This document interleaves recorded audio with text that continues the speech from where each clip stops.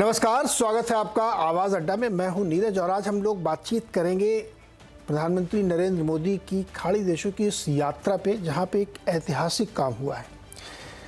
पहला हिंदू सबसे बड़ा मंदिर यूएई में बना, 27 एकड़ में बना, जिसका प्रधानमंत्री जी ने उद्घाटन किया। और एक लंबी यात्रा है। ये यात्रा दो लिहाज से देखी जानी चाहिए। एक तो हिंदू मंदिर की वहाँ स्थापना हुई, जो अपने मूल्यों की स्थापना के बराबर है, और दूसरा एक बड़े पैमाने पर डिप्लोमेसी का भी एक संदेश है वर्ल्ड के फोरम पे। और खाड़ी देशों के साथ खास तौर पे जो हमारे संबंध हैं वो और दिनों दिन बेहतर होते हुए दिख रहे हैं। तो ये एक प्रतीक के तौर पे नहीं है, एक स्थापना के तौर पर इसको देखा जाना चाहिए कि जो ये मंदिर बना उसके साथ डिप्लोमेसी है। अभी कुछ दिन पहले हमारे सैनिक वहाँ से छूट के आए जिनको मृत्युदंड दिया गया था। ये बहुत ही महत्वपूर्ण एक जंक्शन है, एक पड़ाव है जिस दौर से भारत गुजर रहा है। जब बार बार ये कहा जाता है कि भारत एक शक्ति के रूप में उभर रहा है, भारत अपने आप को रिसर्जेंट कर रहा है, उसमें ये सारी चीज़ें बहुत महत्व रखती हैं। क्योंकि कल्चरली अगर आप बहुत रिच है और उसकी स्थापना कर रहे हैं और उसका रिसेप्शन हो रहा है इंडिया में, के अलावा दूसरे देशों में लोग उसको स्वीकार कर रहे हैं, तो ये अपने आप में बहुत बड़ी बात होती है। और पूरी दुनिया में हर देशों में आप देखिए डायस्पोरा यानी भारत के लोग बड़ी तादाद में वहाँ पे हैं। खाड़ी देशों में भी, यूएई में भी हैं, कतर में भी हैं, अलग अलग देशों में हैं। और उनके बीच में जाके उनके प्रधानमंत्री अगर इस तरह कार्य करते हैं तो उसका एक अलग मतलब निकलता है। इसीलिए हमने इस शो का नाम भी रखा था मंदिर, मोदी और डिप्लोमेसी, जिस पर हम बातचीत करेंगे। हमारे साथ जो मेहमान हैं उनसे मैं आपको परिचय करा देता हूँ। हमारे साथ हैं दो पूर्व डिप्लोमेट, जेके त्रिपाठी जी और अनिल त्रिगुणायत जी। साथ ही दो बहुत ही वरिष्ठ पत्रकार, रामकृपाल सिंह जी हैं और नरेश कौशिक जी, जो लंदन में रहते हैं और बीबीसी में बहुत लंबे समय तक काम किया। तो पूरी दुनिया के संदर्भ में इसको समझना ज़रूरी है कि जो इस वक्त हमारी फॉरेन पॉलिसी के ये सारे जो उपक्रम है, इसको कैसे देखा जाना चाहिए। त्रिपाठी जी, आपसे शुरुआत करते हैं। बहुत लंबा आपका अनुभव है डिप्लोमेसी का, दो देशों के बीच के संबंध का। जब इस तरीके के कार्यक्रम होते हैं जो आज हुआ और पिछले 2 दिन से हो रहा है, इनसे हमारे संबंधों को किस तरह से नए दिशा में परिभाषित करना चाहिए? देखिए नीरज जी, वैसे तो डिप्लोमेसी में कहा जाता है कि हार्ड डिप्लोमेसी में ही सारी चीज़ें होती हैं, लेकिन आजकल क्या है कि उसका एक दूसरा पक्ष सॉफ्ट डिप्लोमेसी का भी होता है, जो कि आप वहाँ के नागरिकों को, दूसरे देश के रहने वाले लोगों के मन में धीरे धीरे अपने लिए जगह बनाते हैं। और वो जगह बनाते हैं आप अपनी फिल्मों, अपने साहित्य, अपने कल्चर, अपने धर्म, अपने संस्कृति, इस सब के द्वारा बनाते हैं। तो ये मुझे सॉफ्ट डिप्लोमेसी का एक नज़ारा दिखाई पड़ रहा है कि उन गल्फ़ के देशों में जहाँ की 20-25 साल पहले तक भारतीय, थोड़े से 30 साल पहले तक मैं कहता हूँ, हे दृष्टि से देखे जाते थे कि सिर्फ कामगार हैं, सिर्फ वो कंस्ट्रक्शन का, सड़कों को बनाने का, बिल्डिंगों को बनाने का काम करते हैं। अब वो स्थिति बदल गई। अब भारतीयों के प्रति गल्फ़ में सारे 6 देशों में खाड़ी के सम्मान की भावना बढ़ी है।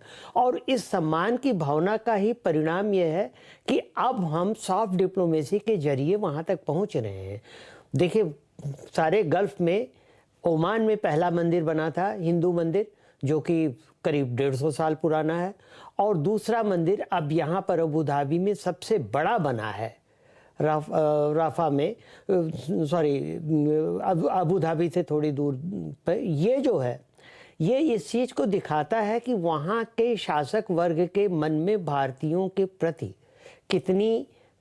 कितना सम्मान है। क्योंकि उन्होंने ज़मीन दो उसमें उन्होंने 27 एकड़ की ज़मीन दी और उसके बाद उन्होंने उसमें परमिशन दी, हर तरह का सहयोग दिया। इसके साथ ही आप देखिए, कतर में 8 हमारे नौसेना के भूतपूर्व अधिकारी जिनको मौत की सज़ा मिली थी, जो कि बाद में उम्र कैद में बदल दी गई, उनको आम माफ़ी दी गई।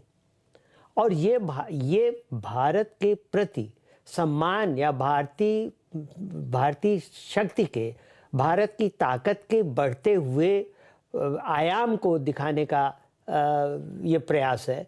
लोगों को अब गल्फ़ के मन में भी भारत के प्रति सम्मान है। और देखिए, सबसे ताज्जुब की बात ये कि यूएई में और सऊदी अरब में प्रधानमंत्री को सर्वोच्च नागरिक सम्मान दिया गया, जो कि शायद कुछ मुस्लिम नेताओं को ही दिया जाता था और हिंदू नेता को तो मुश्किल ही नहीं दिया गया था कभी। तो ये इस चीज़ को दिखाता है कि हम और हमारी ताकत, हमारी सॉफ्ट पावर और हमारी जो है एक्सेप्टेबिलिटी, स्वीकार्यता गल्फ़ में भी कितनी तेज़ी से बढ़ी है। और आप देखिए नीरज जी कि अभी पूरे गल्फ़ के 6 देशों में मिला के 88 लाख से ज़्यादा भारतीय रहते हैं और एक सम्मानित जीवन यापन कर रहे हैं। तो ये सब चीज़ें बहुत महत्वपूर्ण होती हैं। और जो मंदिर बना है, आप स्वयं देखते हैं कि इसके सातों गुंबद जो हैं वो यूएई के सातों एमीरात का को प्रदर्शित करते हैं। ये बहुत अच्छी चीज़ है कि यहाँ पर जो मंदिर बना है वो एक तरह से अमलगमेशन है हिंदू स्थापत्य कला और अरब स्थापत्य कला का, जो कि ये दिखाता है कि दोनों देशों के बीच में कितने बढ़िया ताल्लुकात हैं और कितने अच्छे सम्मान की, पारस्परिक सम्मान की और आदर की भावना है। जी नीरज जी। जी अनिल सर, त्रिपाठी सर ने बहुत अच्छे से एक्सप्लेन किया। आपसे भी मेरा वही सवाल है कि एक मुस्लिम देश में या मुस्लिम के उस पूरे खित्ते में जिस तरीके से मंदिर हो या मोदी जी हो या लोगों को देखने का नज़रिया बदला है, और अपने देश में आप देखिए बहुत सारे लोग विरोध करते रहते हैं मंदिर का, लेकिन एक ऐसे देश में इस तरीके से सम्मान और एक्सेप्टेंस एक नई दिशा की तरफ इशारा करती है। आपका अनुभव क्या कहता है? जी हाँ, बिल्कुल। और जैसा एम्बेसडर त्रिपाठी ने बड़ा डिटेल्स में समझाया, तो मेरा मानना ये है कि इसको हमें दूसरी तरह से भी देखना चाहिए। हमको ये देखना चाहिए कि ये जो देश है, खासतौर से यूएई जो है, वो अपनी फॉरेन पॉलिसी किस तरह चला रहा है। देखिए, भारतीय वहां पर सबसे ज्यादा मात्रा में है। 1/3 जो पूरे गल्फ में रहते हैं इंडियंस, वो यूएई में रहते हैं। यूएई में 8,000 के करीब हमारी कंपनी है, काफी सारे सीईओज हैं बड़े बड़े। और तीसरा बड़ा हमारा पार्टनर है, ट्रेडिंग पार्टनर है। $20 बिलियन का उनका इन्वेस्टमेंट है। पहली बार हमने देखा है कि यूएई जो है, उसके थ्रू हमने अपनी रीजनल पॉलिसी, सब रीजनल पॉलिसी को शुरुआत किया। अब तक हमारा रिश्ता इन कंट्रीज के साथ में सिविलाइजेशनल रहा हो, जो भी है, ट्रांजैक्शनल था मेनली। लेकिन पिछले कुछ सालों में हमने ये देखा है कि रिश्ते जो हैं वो एक तरह से हमने अपना रीजनल अप्रोच को शुरू किया, जिसमें जैसे I2U2 है, आईमैक है, इन सब में ये बड़ा इंपॉर्टेंट कदम है। तो ये टेम्पल जो है, ये पीपल टू पीपल डिप्लोमेसी कहिए, क्योंकि अभी अगर 1970s की अगर आप बात करें, तो 30 साल से 40 साल पहले ये सारे लोग भारत के लिए सबसे ज्यादा देखते थे, भारत को अपना एक हिस्टोरिक वो समझते थे। ऑयल होने के बाद में तो थोड़ा सा चेंजेस आए वहां पर। उसके बाद में धीरे धीरे जो उनका डेवलपमेंट हुआ, तो इंडियन कम्युनिटी की जो कंट्रीब्यूशन है और प्रेफर्ड कम्युनिटी है वहां पर, उसके बारे में ये सारे लोग, वहाँ की जो लीडरशिप है, वहाँ के जो खुद के लोग हैं, वो इस बात को बहुत अप्रिशिएट करते हैं कि इंडियन कम्युनिटी जो डेडिकेटेड है, और डिसिप्लिन्ड है, और उन्होंने उनके देश के डेवलपमेंट में इतना बड़ा साथ दिया है। और प्रधानमंत्री मोदी का आपको याद होगा कि सबसे पहला कंट्री जो उन्होंने विजिट किया था वेस्ट एशिया में, वो यूएई था। उसके बाद 7वीं बार प्रधानमंत्री जा रहे हैं। ये एक अनयूजुअल बात है, ऐसा कभी रेयरली होता है कि एक कंट्री 7 बार चले जाए। उनके जो शेख जायद थे जो हैं, वो 4 बार भारत में आ चुके हैं। फिर लास्ट वन गुजरात में था उनका। तो इससे अंदाजा लगता है कि लीडरशिप लेवल के ऊपर में एक बहुत ट्रेमेंडस एक ट्रस्ट है, और एक तरह की फ्रेंडशिप कहिए। प्रधानमंत्री मोदी बोले कि साहब, जब मैंने उनसे पहले 2019 की बात हुई कि वो आए थे वहां पर, तो उन्होंने कहा कि हमें मंदिर के लिए जगह चाहिए। तो वहां के शेख ने कहा कि ये रहा मैप, आप हाथ रख दीजिए, कहाँ से कहाँ तक चाहिए। और उन्होंने गिफ्ट किए 27 एकड़ जमीन। तो मेरा मानना यह है कि ये सब चीज ऐसे नहीं हो जाती। भारत एक उभरती हुई पावर है, एक राइजिंग पावर है, अपॉर्चुनिटी है उनके लिए। वो लोग अपनी डाइवर्सिफाई कर रहे हैं। देखिए, गल्फ के अंदर आपको 2 चीज देखनी पड़ेंगी। जहां तक शिया मुस्लिम्स है, वो ईरान, उसका लीडरशिप है। जो सऊदी अरेबिया है, वो कस्टोडियन और 2 होली मॉस्क सुन्नीज का लीडर है। इसराइल का आप जानते ही हैं, जूइश है उसके अंदर। तो जो यूएई है, जो अपने आप को एक मिडिल पावर के रूप में देखता है, उसको एक नया तरह का उन्होंने अपना डिप्लोमेसी का आयाम शुरू किया। और वो ये है कि वहां पर वर्ल्ड टॉलरेंस समिट होती है, जो सबसे बड़ी, मैंने भी 2-3 बार जो अटेंड करी है। और उसमें वो सारे धर्मों के लोगों को बुलाते हैं और उन धर्म वालों से बातचीत करते हैं। उसके आगे तो इससे ये एक इंडिकेशन जाता है कि इस मुल्क में मॉडर्निटी आई है, अपने अपने जो रिलीजन है उसको तो वो रिस्पेक्ट करते ही हैं, लेकिन साथ साथ वो दूसरों को भी रिस्पेक्ट करते हैं। और ये एक बड़ी बात जो हमें इस बार देखने में मिल रही है। और इस सब चीज के लिए नेचुरली है कि प्रधानमंत्री मोदी का खुद का जो कंट्रीब्यूशन है वो बहुत ज्यादा है। जी बिल्कुल। दो बातें आप लोगों की बातचीत से निकल के हैं जिसको मैं आपके आगे एक्सप्लेन करूं, सुनूंगा आपसे एक्सप्लेनेशन। एक अनिल जी ने बड़ी अच्छी बात कही कि ये ट्रांजैक्शनल जो था अब वो एक नेचुरल एक्सेप्टेंस है। और दूसरा, पिछले 10 सालों में हमारी फॉरेन पॉलिसी में क्या चेंज है। ऐसी बहुत सारी घटनाएं अभी आप लोग सुनेंगे इन लोगों के मुंह से कि कहाँ कहाँ कैसे कैसे बड़े शिफ्ट देखने को मिले। लेकिन रामकृपाल जी और कौशिक जी भी जुड़ गए। रामकृपाल जी, ये एक बहुत बड़ा इवेंट है कि खाड़ी देश में इतना बड़ा मंदिर बना और उसके लिए प्रधानमंत्री जी गए, वहाँ पे उद्घाटन किया, बहुत बड़ा कार्यक्रम किया, बहुत सारे लोग रहते। भारत में आप देसी समाज में, देसी पॉलिटिक्स में, देसी विचारों में किस तरह से इसको एक्सेप्ट किया जा रहा है? आप तो लोगों से बहुत मिलते जुलते रहते हैं। देखिए नीरज जी, अभी हमारे जितेंद्र ने और दूसरे मित्र ने बहुत सारी बातें कही हैं अपने क्षेत्रों पे, डिप्लोमेसी, आर्थिक सहयोग, बाकी चीजों को। मैं थोड़ा इससे अलग हट करके कुछ चीज कहना चाहता हूं। देखिए, भारत में जो बदलाव आए हैं, मैं नहीं कहता कि वो 10 साल से ही है, काफी समय से। एक चीज की तो थी कि हमारी जो एक संस्कृति रही है, एक सनातन कल्चरल रेनेसा जिसको कहिए आप, उसमें एक बहुत बड़ा बदलाव आया कि जो हम बहुत डिफेंसिव रहते थे, हम कोई ऑफेंसिव शब्द मैं नहीं कहूंगा, ताकत भी मैं नहीं कहना चाहता हूं, क्योंकि सनातन जो है बेसिकली उसमें क्या है, वो सिर्फ मनुष्य ही नहीं, सिर्फ चेतन ही नहीं, जड़ और चेतन के संपूर्ण विकास, संपूर्ण स्वातंत्र का समर्थक रहा है, जिसमें किसी से कुछ लेने का नहीं है। मैं दे दूं और न लूं कुछ, केवल उत्सर्ग झलकता है। तो ये जो हमारा कल्चरल रेनासा है, जिसमें यह है कि प्राणी मात्र, और पहला व्यक्ति मोदी है जो जा करके पुतिन से कह सकता है कि ये युद्ध का नहीं, बुद्ध का जब दौर है। यानी शांति, अहिंसा, करुणा, ये जो हमारे बिल्कुल निहित हैं हमारे सनातन में, उसको लेकर के उसकी एक पहचान जहां भी जा रहा है कि हम सिर्फ देने वाले हैं। और भारत ही, हमारा ही एक ऐसा विचार है, हम ये नहीं कहते कि हमारा विचार बड़ा है छोटा है, लेकिन जिसमें इवन हमारे वैदिक संस्कृति में है पृथ्वी शांति, अंतरिक्ष शांति, वनस्पति शांति। अब आप सोचिए, अब दुनिया धीरे धीरे उस चीज को पहचानने लगी और मानने लगी है कि ये अलगाव का धर्म नहीं है, ये सबको समेटने का है। और इसलिए जब आप एक उदात्त उद्देश्य को लेकर के चलते हैं, तो जैसा अबू धाबी के वहां के प्रेसिडेंट ने, वहां के शेख ने, जैसे हमको 27 एकड़ कितना जो भी है वो जमीन दे दी, तो कहीं ना कहीं से अब भारत की वो सांस्कृतिक चेतना का एक विस्तार हो रहा है। दुनिया ये मान रही है। और मैं ये नहीं कहता कि हम ताकतवर हो रहे हैं, लेकिन हाँ, हम अपनी आइडेंटिटी को पहचान करके खड़े हो रहे हैं। इसमें कोई आक्रामकता नहीं है, हम देने के लिए हैं, हम सबको, जिसको कहते हैं ना कि सबको समेटने के लिए हैं। तो वो जो चीजें हैं, वो आज का जो चीज है, इसको तमाम डिप्लोमेसी से अलग हट करके, तमाम आर्थिक संबंधों को छोड़ दीजिए, ये बहुत बड़ी चीज है, संकेत है दुनिया के लिए कि कैसे जो एक छोटी छोटी लड़ाइयां हो रही हैं, आपस में हो रही हैं, सेक्ट के नाम पे हो रही हैं, रिलीजन के नाम पे हो रही हैं, वहां भारत वसुधैव कुटुंबकम की बात करता है। G20 में मोदी कहते हैं एक धरती, एक सूरज, एक परिवार।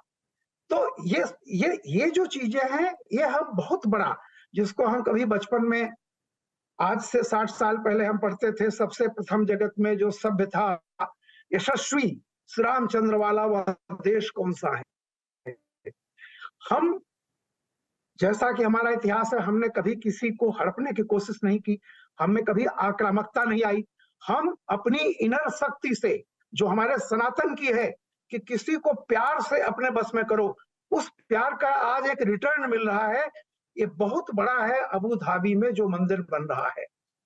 स्वामीनारायण मंदिर पूरी दुनिया में है, यूरोप में है, अमेरिका में है, सब जगह बना है। लेकिन निश्चित रूप से तो ये जो मोदी जी का जो काम करने का तरीका है, उसका एक्सेप्टेंस उन जगहों पर हो रहा है जिसको दुनिया समझती है कि अरे ये कैसे संभव हो सकता है, हिंदू मुसलमान कैसे। अरे हम कहने की बात नहीं है, हम सदियों से जीते आए हैं साथ और जिएंगे साथ, जीते रहेंगे साथ। तो वो जो चीज थी, वो जो दबी छिपी गुलाम मानसिकता से कि हम कैसे कहें, अब हम उठ करके कहने लगे हैं कि देखो आओ, हम हमेशा से गले लगाने वाले लोग हैं, हमारे यहाँ कुछ भी नहीं है। हम जब जड़ को भी, हम जड़ का कल्याण चाहते हैं, पत्थर का कल्याण चाहते हैं, वनस्पति का कल्याण चाहते हैं, प्राणी मात्र का भला चाहते हैं, वसुधैव कुटुंबकम का हमारा ही नारा है। तो ये इस चीज को जो रिकॉग्निशन मिल रही है, आज इसका मूल्यांकन सही नहीं हो पाएगा, लेकिन आने वाली सदियां इसका मूल्यांकन करेंगी। जी कौशिक सर, आप इस इवेंट की या इस पूरे कार्यक्रम की व्याख्या कैसे करेंगे? और आप ब्रिटेन में रहते हैं, वहाँ के समाजों में भी इसको देखा गया होगा, समझा गया होगा, आपकी एनालिसिस क्या है इसकी?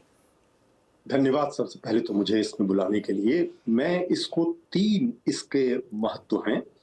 पहला तो ये सांकेतिक महत्व है, क्योंकि ये एक मुस्लिम देश में, वो भी खाड़ी के मुस्लिम देश में जहाँ की इस्लाम प्रमुख है, वो कोई लिबरल डेमोक्रेसी नहीं है, वहां पर एक मंदिर का उद्घाटन होना, और वो भी इतने बड़े स्तर पर, क्योंकि एक छोटे छोटे तो मंदिर गल्फ के देशों में हैं, लेकिन ये इतना बड़ा मंदिर वहां नहीं है।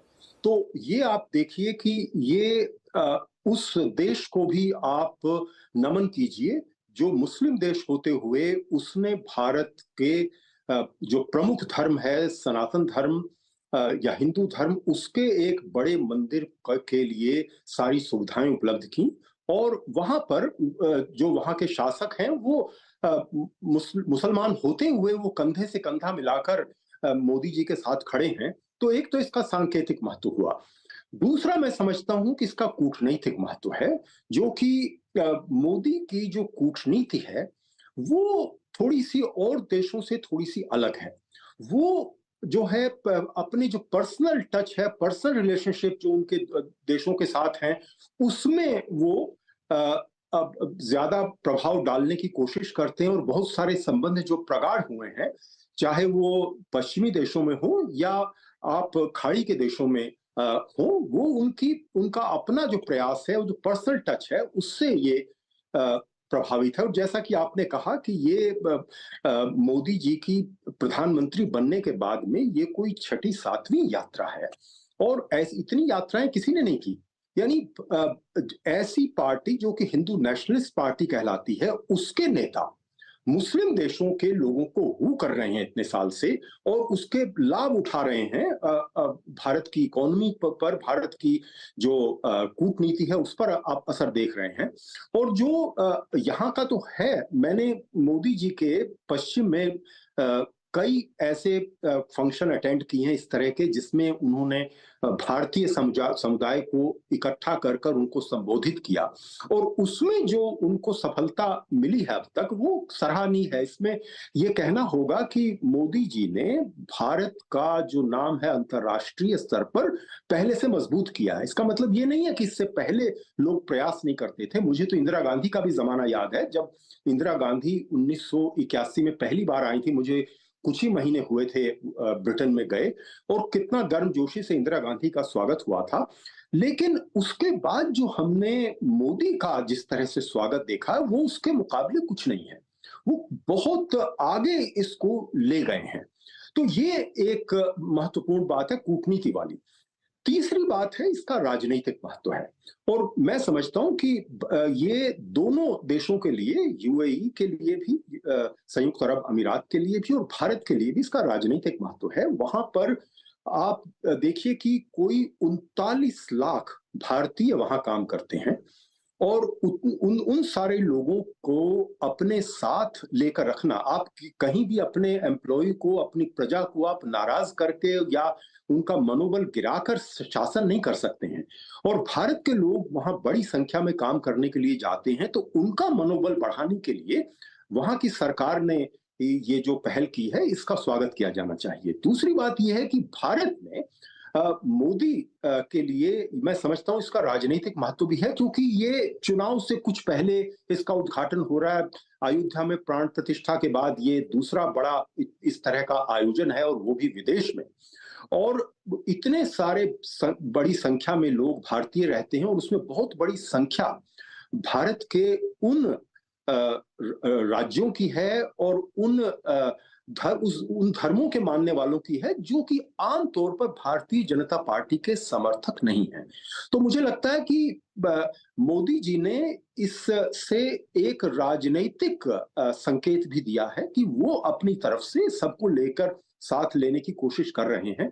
लेकिन इसका मतलब ये नहीं है कि हमें इतने से संतोष हो जाना चाहिए। मैं समझता हूं कि मोदी जी के जो समर्थक हैं, जो भारतीय जनता पार्टी के लोग हैं, उनको इस बात से सीखना चाहिए कि देखिए, एक मुस्लिम देश में हिंदू धर्म के प्रति कितना प्रेम वहां दिखाया जा रहा है, तो हम भी जो है किसी तरह का इस तरह का काम ना करें जिससे भारत के कुछ संप्रदाय और कुछ वर्ग नाराज हों, और वो अपने आप को मतलब हेट स्पीच कुछ लोग करते हैं भारतीय जनता पार्टी के समर्थक, वो उनको मैं समझता हूं एक संदेश जाना चाहिए कि देखिए, मोदी जो बात कह रहे हैं सबका साथ सबका विकास, उनसे उनको सीखना चाहिए। वो आपकी पार्टी के नेता हैं और करके वो भी सबका दिखा रहे हैं। साथ विकास की बात कर रहे हैं, तो आपको भी यहाँ पर उस तरह का कुछ करना चाहिए। कौशिक सर, एक छोटा सवाल आपसे और, उसके बाद मैं फिर त्रिपाठी जी और त्रिपुरा जी के पास जाता हूँ।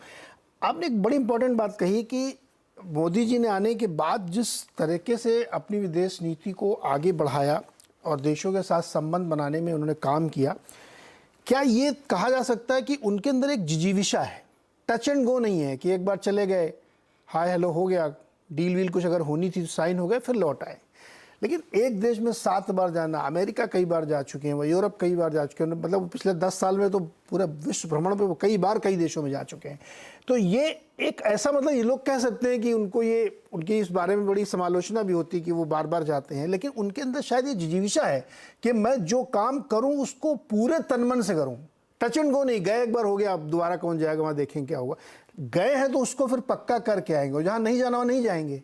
ऐसा भी लगता है आपको कि ये इंटेंसिटी के साथ काम करने की बात है? मुझे ऐसा लगता है कि नरेंद्र मोदी भारत के सबसे बड़े मार्केटिंग मैन हैं। वो सबसे बड़े सेल्समैन है भारत के। उनसे ज्यादा भारत को का प्रचार दुनिया में इस समय कोई नहीं कर रहा है। उनका पर्सनली जाना बार बार इस बात को पुख्ता करता है कि वो भारत के विकास में कितनी रुचि ले रहे हैं और किस तरह से वो अंतर्राष्ट्रीय स्तर पर भारत का दर्जा ऊंचा करना चाहते हैं, और उसके लिए उन्हें कितनी बार जाना पड़े, कितनी आलोचना का उन्हें सामना करना पड़े, उसके लिए वो तैयार हैं। तो जो आपने बात कही बिल्कुल सही है, ये जिजीविषा की बात है, और वो तो भारत में भी जो काम करते हैं जिजीविषा के साथ करते हैं। और मैं वही बात फिर कहूंगा कि इससे उनके समर्थकों को सीखना चाहिए कि ये जिस तरह से वो कर रहे हैं, जिस तरह की बातें वो करते हैं, उसी तरह से उनकी प्रेरणा लेकर वो भी उनके पद चिन्हों पर चलें। जी त्रिपाठी सर, आपका बहुत लंबा समय गुजरा है देशों के बीच की राजनीति को देखने, समझने और उसको उसमें काम करने का। मैं बहुत स्पेसिफिक सवाल पूछ रहा हूँ कि पिछले 10 साल जब से मोदी जी प्रधानमंत्री बने हैं, हमारी विदेश नीति में किस तरीके के बदलाव आपने देखे? और पहले भी रहे, ऐसा नहीं काम नहीं होता था, लेकिन कोई फर्क तो आया होगा ना, क्या महसूस किया आपने? बिल्कुल नीरज जी, लेकिन इससे पहले मैं आपको इस संयोग के लिए धन्यवाद दे दूं कि आपने मेरे 2 मित्रों अनिल त्रिगुणायत जी, जो कि मेरे बैचमेट रहे हैं और जिनको मैं पिछले 44 साल से जानता हूं, और रामकृपाल जो कि मेरे क्लासमेट रहे हैं 1968 से, तो इनको साथ में बुलाया और साक्षात करने का मौका दिया। अब मैं इस पर आता हूं जो आप कह रहे हैं कि ये क्या बदलाव आया है। तो देखिए, एक चीज़ मैं बता दूं, जैसे कि अभी कौशिक जी ने कहा, यूएई का ही केस ले लीजिए कि 2015 में मोदी जी की यूएई यात्रा से पहले पिछली यात्रा भारतीय प्रधानमंत्री की 1981 में मिसेस गांधी द्वारा हुई थी। तब से कई सरकारें बदल गईं, कांग्रेस की सरकार काफ़ी दिन तक आई, लेकिन किसी ने भी यूएई की यात्रा करने की जहमत नहीं उठाई, जबकि यूएई हमारे लिए इतना महत्वपूर्ण है कि इतनी ज़्यादा संख्या में भारतीय कामगार वहाँ रहते हैं, वहाँ से हमें तेल का आयात होता है, और यूएई जीसीसी का, गल्फ काउंसिल का सबसे ज़्यादा लिबरल कंट्री है। लेकिन किसी ने ये, और यही नहीं, कनाडा 38 साल के बाद, 36 साल के बाद ऑस्ट्रेलिया, किसी ने भी पैसिफिक आइलैंड्स के जो देश हैं छोटे छोटे, उनके बारे में सोचा तक नहीं, जो जबकि वो हमारे साथ हमेशा खड़े रहते थे यूनाइटेड नेशंस में, हमारी ओर से वो वोट देते थे। तो ये पहली बार हुआ है कि भारतीय प्रधानमंत्री गए ही नहीं, उन्होंने सबको साथ में ले चलने की कोशिश की है। और रही बात ये कि आगे कि पहले कैसी विदेश नीति थी, अब कैसी है। पहले हमारी एक तरह से बहुत ही डिफेंसिव पॉलिसी थी। पाकिस्तान कहता था कि कश्मीर हमारा है, तो हम कहते नहीं नहीं कश्मीर हमारा है, आपका नहीं है। इसके साथ ही और हम गल्फ के साथ भी बड़ा फूंक फूंक के कदम उठाते थे कि कहीं गल्फ कंट्रीज़ के लोग नाराज़ न हो जाएं कि क्योंकि हमारे इतने भारतीय वहाँ रह रहे हैं, वो रेमिटेंस भेज रहे हैं, तो ये सोचते थे। लेकिन अब क्या है, अब पिछले 10 साल में हमारी कूटनीति में जो परिवर्तन आए हैं, देखिए, एक तो ज़्यादा आर्टिकुलेट हुई है, ज़्यादा तेज हुई है, और जिसको हम कहते हैं डिफेंसिव ऑफेंस, कि अब अगर कोई कहता है कश्मीर हमारा, हम कहते हैं कश्मीर तो हमारा है ही, तुम देखो तुम्हारा बलूचिस्तान भी तुम्हारा नहीं है। तो ये चीज़ आई है। दूसरी चीज़ ये आई है कि जो स्ट्रेटेजिक ऑटोनॉमी है, कि हम अपनी बात का निर्णय हमारे पक्ष में, हमारे राष्ट्रीय हित में क्या है, इसका निर्णय हम खुद करेंगे। इसमें हम किसी देश से डिक्टेट नहीं होंगे, किसी देश से हम कोई बात मानने के लिए बाध्य नहीं होंगे।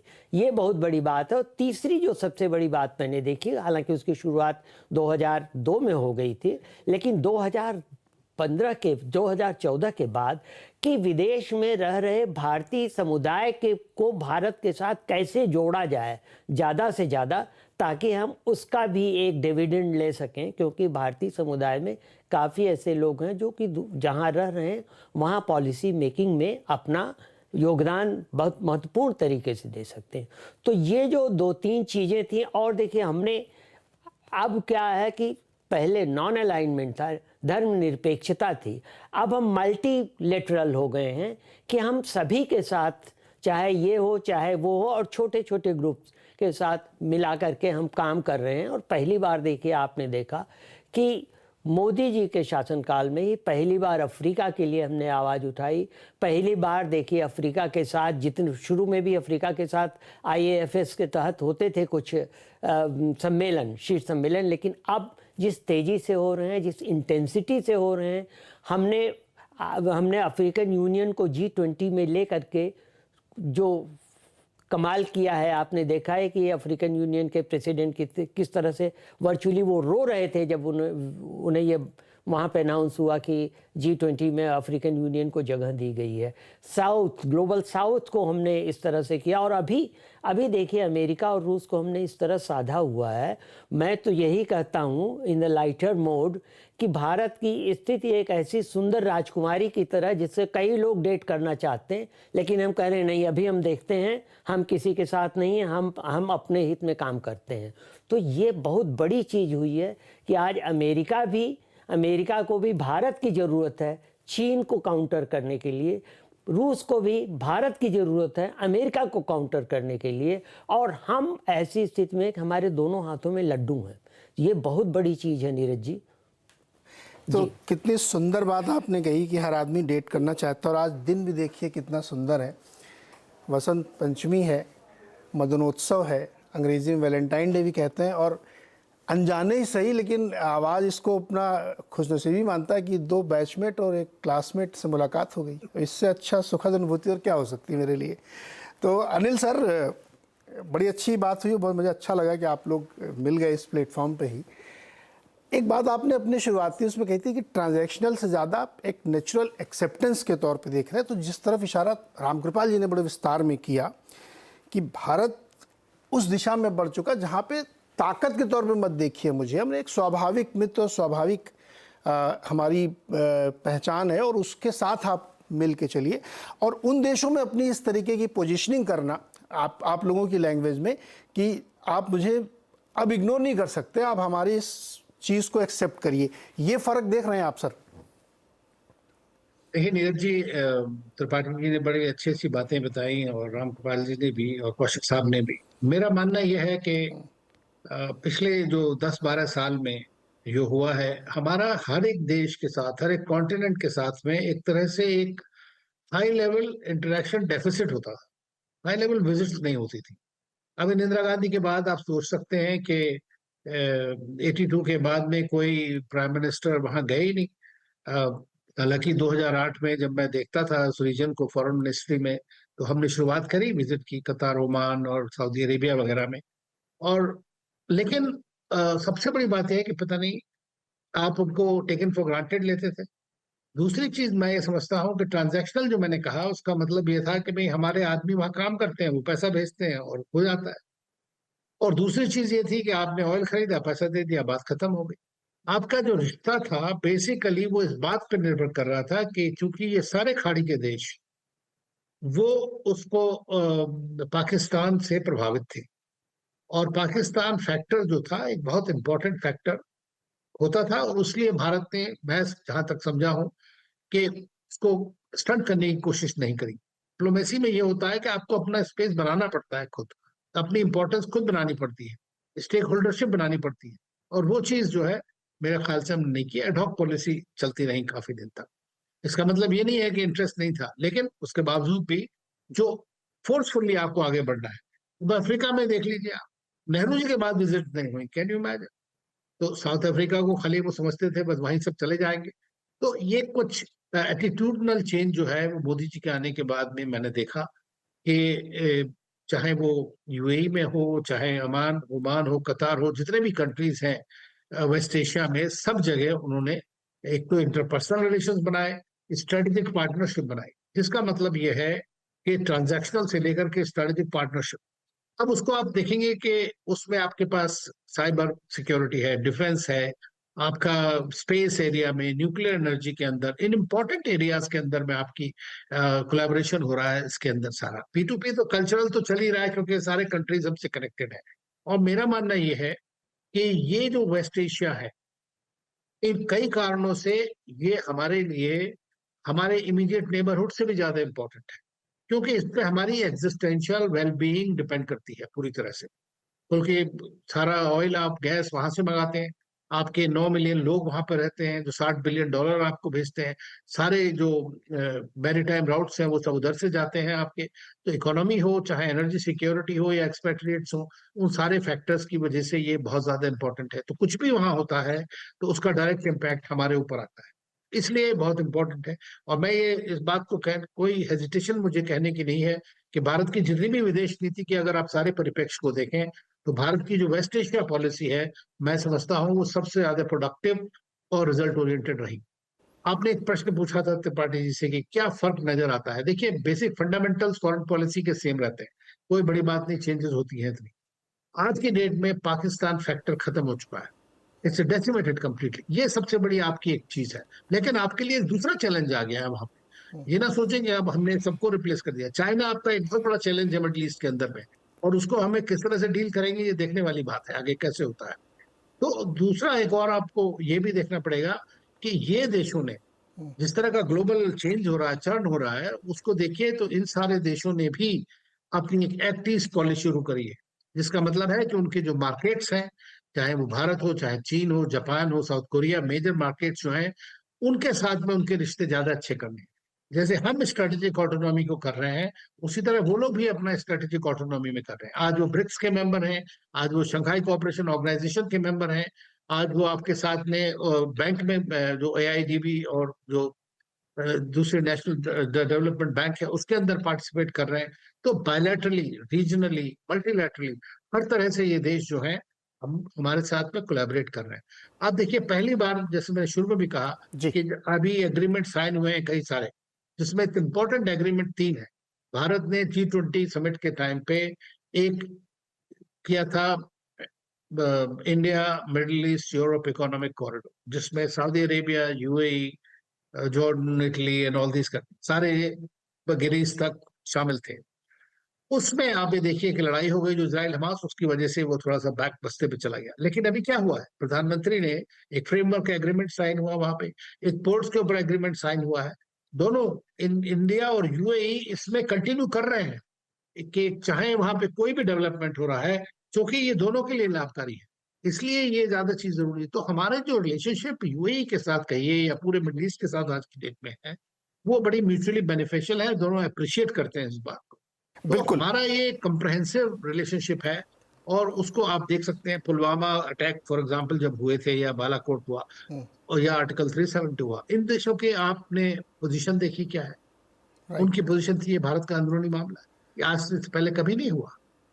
तो ये चीज बहुत इंपॉर्टेंट। काउंटर टेररिज्म में आप आज भी विजय मल्ल्या को लाने के लिए आपने एडी चोटी का जोर लगा दिया, आप नहीं ला पा रहे हैं। या मोदी वो क्या बैठा है वहां पे लैटिन अमेरिका में, इधर कैरिबियन में, उसको नहीं ला पाए हम। इधर हम यूएई के साथ में बात करते हैं कि हमारा ये आदमी है, इसको हमें चाहिए, the shortest possible time they will send. एक कंप्रहेंसिव इकोनॉमिक पार्टनरशिप एग्रीमेंट आप सोच सकते हैं कि 88 दिन के अंदर में 88 पेज का डॉक्यूमेंट फाइनलाइज हो गया। With in month bilateral investment protection treaty जो कल साइन हुई है वो हो गई। तो ये चीज जब भी होती है जब आपका एक म्यूचुअल ट्रस्ट होता है लीडरशिप के बीच में और कंट्री में, आपका इंटरेस्ट होता है। बिल्कुल, बहुत ही इंसाइटफुल और बहुत अच्छी बात आपने कही कि म्यूचुअल ट्रस्ट, लीडरशिप और बिल्कुल क्लैरिटी के साथ जब बात रखी जाती है तो इस तरह डील्स होती है। और हाल फिलहाल में हमने बहुत सारे ऐसे फैसले देखे हैं जो एक बहुत स्ट्रांग लीडरशिप की निशानी होती है। मुझे एक साथ छोटा सा ब्रेक लेना है, ब्रेक से लौट के आगे तुरंत इसको कंटिन्यू करते हैं। बहुत ही इंसाइटफुल और दिलचस्प चर्चा चल रही है, छोटे से ब्रेक के बाद शुरू करते हैं।